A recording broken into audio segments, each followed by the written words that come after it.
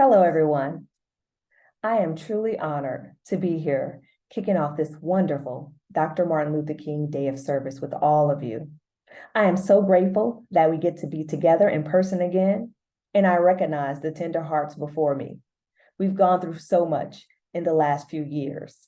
However, the work that needs to be done continues. Our political climate is chaotic, and instances of hate are on the rise. So we are diving in with love, respect, but also with the truth. Dr. King left us with so many impactful words intended to guide us on the path to service to and with each other. Dr. King said, "Everybody can be great because everybody can serve." I stand here today inspired by the difference those who chose to serve have made in my life. I spent my early years living on the north side of St. Louis, Missouri, where I attended St. Alderbert's Catholic School, which was just a short walk up the street from my house. We didn't have much financially, and my mom worked very hard. My tuition was partially paid for by the school. My 7-year-old self didn't realize how little we had, but it didn't matter because I loved school and I love to learn, and I still do. I have many memories, but I vividly remember the kind people who brought food baskets and Christmas gifts to my house, including a giant stuffed bear that I cherished for many years.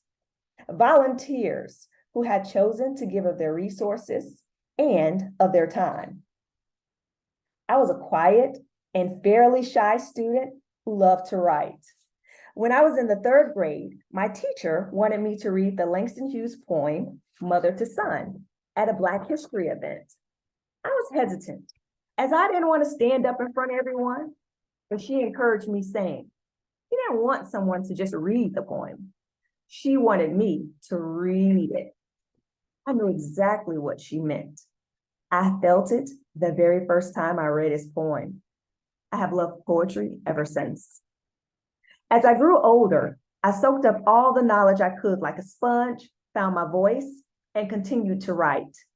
As a freshman at ETSU, I found myself frustrated by an article in the school newspaper that incorrectly attempted to attack affirmative action. It was all wrong.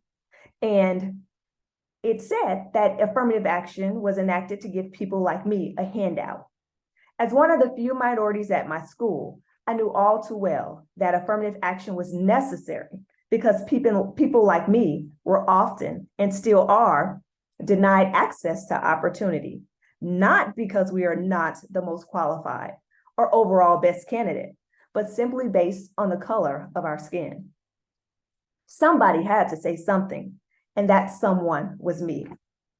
I fired off a rebuttal entitled, "Reader needs to do more research before running off at the mouth." It wasn't polished, edited, or revised.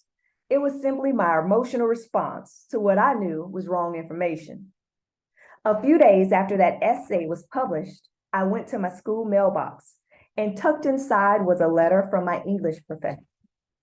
She thanked me for my willingness to respond, to speak up, and to advocate on behalf of all of us.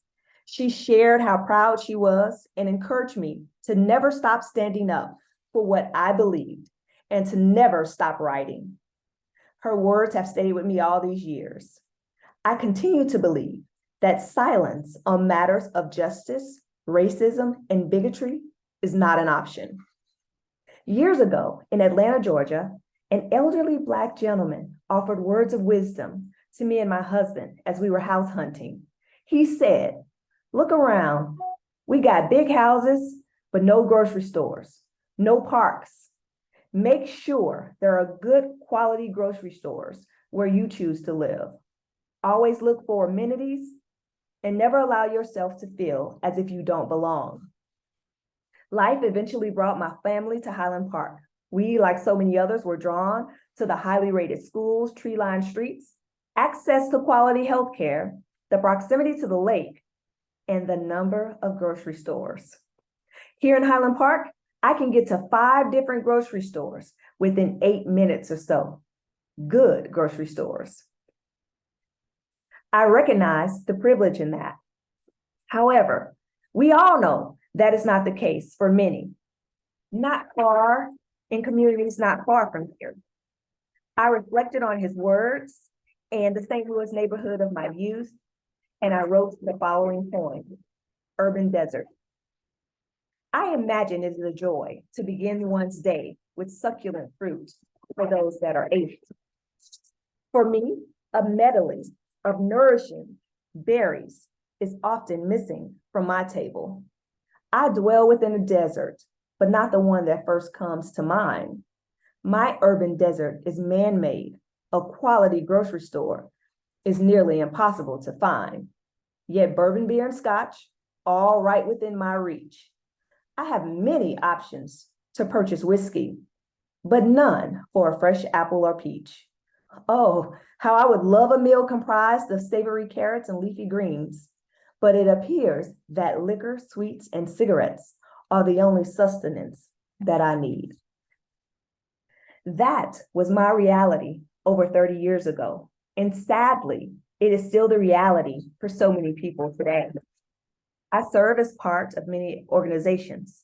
However, I began my service here on the North Shore at the Braeside PTO. It's no longer bake sales and classroom parties only. PTO leaders are usually the first to hear about district policy, curriculum, and matters of inclusion and diversity. We make decisions for entire school populations, and it's important for as many people as possible to be informed and involved. We are often the first to know when our families are struck by tragedy and loss and how we can support them.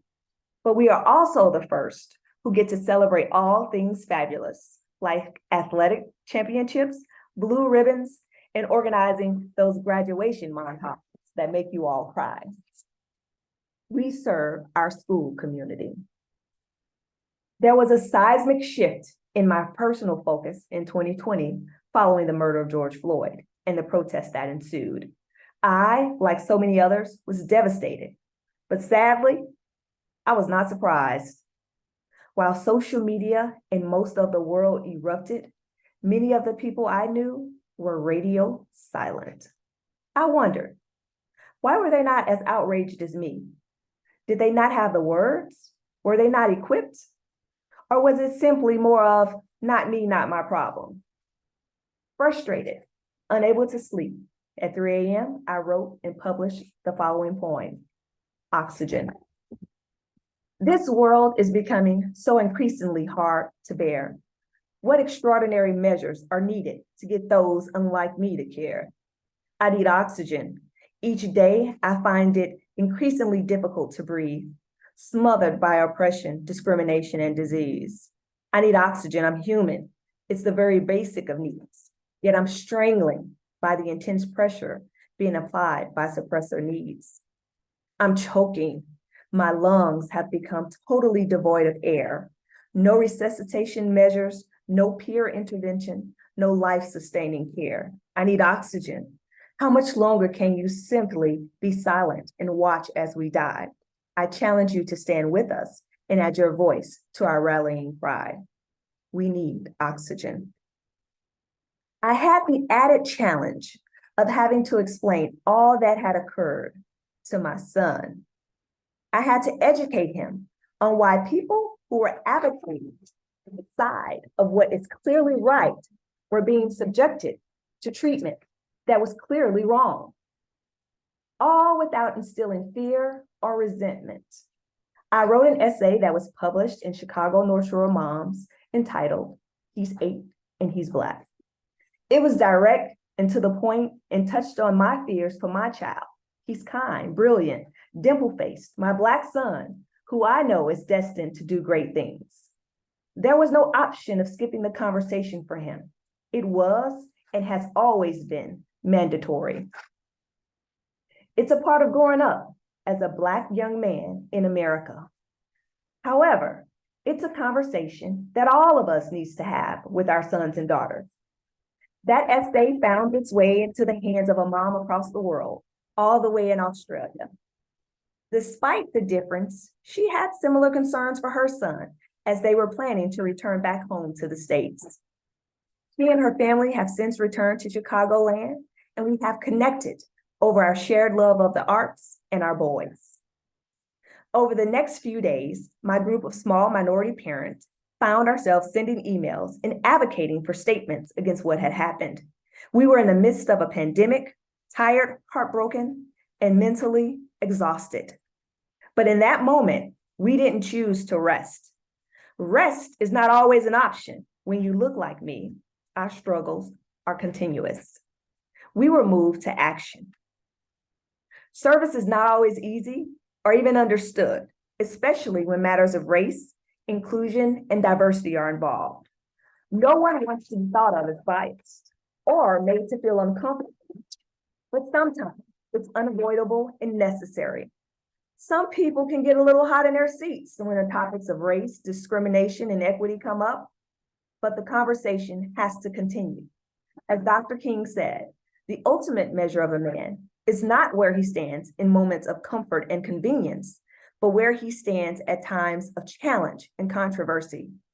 We have to have the hard conversations, sometimes with those who are closest to us. It can be exhausting, yet we refuse to be discouraged. We refuse to give up. It was from that time that we began laying the groundwork from which our nonprofit Insight Advocacy eventually grew. It's an organization dedicated to advocating for inclusion and diversity for families of color in all spaces on the North Shore. We want everyone to recognize that conversation is only the start. Action is the next step. Our goal is to move as many people as possible to be advocates and not silent ones. We set out on a mission to create space for ourselves and others, often in rooms where we're not always comfortable. But our comfort is not what is important, the work is. When people use lack of time as an excuse not to get involved, I share that we all are busy. Our board consists of people who are company owners, SVPs, attorneys, and moms and dads. We make the time, we plan, conduct, and deliver culturally relevant workshops, and also plan events that are open to all families during the many heritage months throughout the year. We're not leaving room for folks to plead ignorance. If knowledge is what's needed, we're prepared to give it. I am proud of the work that we have done to date, the partnerships we have forged, and the work we continue to do throughout Chicagoland. We have chosen to serve. We have chosen to be advocates. I am so proud of our Highland Park community. We came together and showed valiantly how dynamic we are and can be in the aftermath of tragedy. Volunteers from various organizations stood up, took action, and pivoted as necessary to lend help and support to the entire community. Our kids, our families, and our neighbors needed support, and the volunteers connected them to the resources they needed. Even people like me who are not there. They gave and continue to give of themselves, helping our community toward healing. We all can indeed serve, and we all benefit from the service of others. Service makes a lasting impact, regardless of your socioeconomic status, career, religion, or race. You too are the beneficiary of the service of others, just like I was at 7 years old, and just like I am today. We are fortunate that Highland Park is overflowing with organizations made up of amazing people dedicated to service, many of whom are present here in this room today. I know many of them personally, have served with them, and they are who and what makes a difference in our community. They're from all walks of life, and they are all here giving of themselves. They have brought their families out, some of the littlest among us, and they are sowing the seeds of service into the next generation. So how can we build upon this dynamic event and keep Dr. King's legacies alive throughout the year? If you haven't already, find the organization that is right for you and get involved beyond today. Whether you have 30 minutes, 3 hours, or 3 weeks, give of yourself and encourage everyone you know to do the same. And don't be afraid to sit in those rooms and have those difficult conversations. Dr. Martin Luther King worked on behalf of all of us, and today we serve in honor of his legacy.